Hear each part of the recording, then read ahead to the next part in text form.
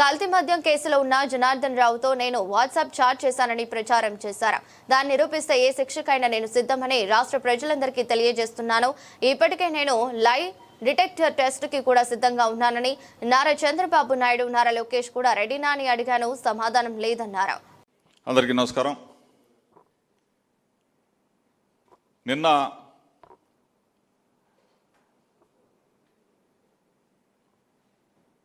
ఒక video chat నేను Janardhan రావుతో video chat చేశానని చెప్పేసి ఆ చాట్ రిలీజ్ చేసి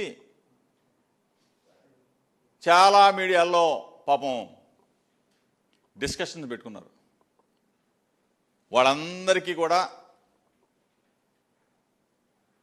రాష్ట్ర ప్రజలందరికీ కూడా తెలియజెప్పాలనే ఉద్దేశంతో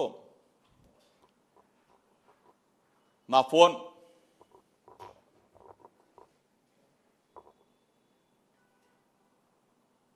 ఎప్పుడైనా ఎక్కడైనా ఏ పరిస్థితుల్లో అయినా నేను జనార్దన్ రావుతో చాట్ చేశానని చెప్పేసి నిరూపిస్తే ఏ శిక్షకైనా సిద్ధంగా ఉన్నాడు ఈ జోగి రమేష్ అని చెప్పేసి మీ ద్వారా రాష్ట్ర ప్రజలందరికీ కూడా తెలియజేస్తూ నేను మీడియాతో మాట్లాడి 2 రోజుల క్రితం మీడియాతో మాట్లాడా. నంబర్ 1,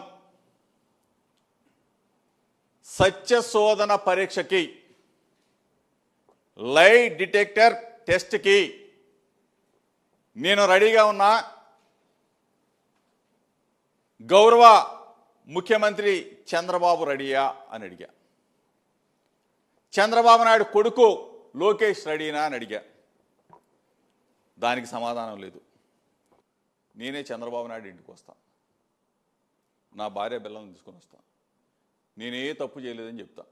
చంద్రబాబు నాయుడు ఏం చేయొద్దు, భగవద్గీత, ఆ భగవద్గీత పెట్టి జోగి రమేష్ నకిలీ మద్యం కేసులో పాత్రదాని ఒక మాట చెప్పమను. ఏ శిక్షకైనా జోగి రమేష్ సిద్ధంగా ఉన్నాడు అని చెప్పేసి ఆ రోజు చెప్పా, ఈరోజు చెప్తా ఉన్నా. ఎంత దిగజారిపోయాడు ఈ చంద్రబాబు నాయుడు. ఒక బలహీన వర్గాలకు సంబంధించిన జోగి రమేష్ని, ఒక గౌడ కులంలో పుట్టిన జోగి రమేష్ని, వంగవీటి మోహన రంగా గారి అడుగులో అడుగు వేసిన ఒక జోగి రమేష్ని ఒక అక్రమ కేసులో నిర్బంధించాలా, జైల్లో పెట్టాలా, హింసించాలా? ఎంత కోరిక చంద్రబాబు నాయుడు నీకు? నీకు భార్య బిడ్డలు లేరు, నీకు కుటుంబం ఉంది, నాకు కుటుంబం ఉంది. ఇంత దిగజారి ముఖ్యమంత్రి స్థాయి వ్యక్తి ఇంత దిగజారా? నీ బ్రతుకు కూడా ఒక బ్రతుకేనా అని అడుగుతా ఉన్నా. ఫ్యాక్టరీ మొత్తం కూడా చూపించి ఏ విధంగా తయారు చేస్తున్నారో చూపిస్తే ఈ ప్రపంచానికి మీడియా మిత్రుల ద్వారా తెలియజేస్తే ఎగైన్ తిరిగి నా మీద డైవర్షన్ పాలిటిక్స్ కదా నువ్వు. వైఎస్ఆర్ కాంగ్రెస్ పార్టీని బదనామ చేయాలని చెప్పేసి ఎంతగా దిగజారిపోయావు. ఇది నీకు అసలు మనస్సాక్షి ఉందా? నకిలీ మద్యం తయారీ కేంద్రాలు, కుటీర పరిశ్రమ నడుపుతూ ఉంటే మళ్ళీ వాళ్ళని కలుపుకోవాలా? బీజేపీని కలుపుకోవాలా? మాధవ్కి ఏమైనా సంబంధమా? ఎవరికి సంబంధం? చంద్రబాబు నాయుడికే సంబంధం ఉంటుంది. తెలుగుదేశం పార్టీ క్లియర్గా కనపట్లేదా?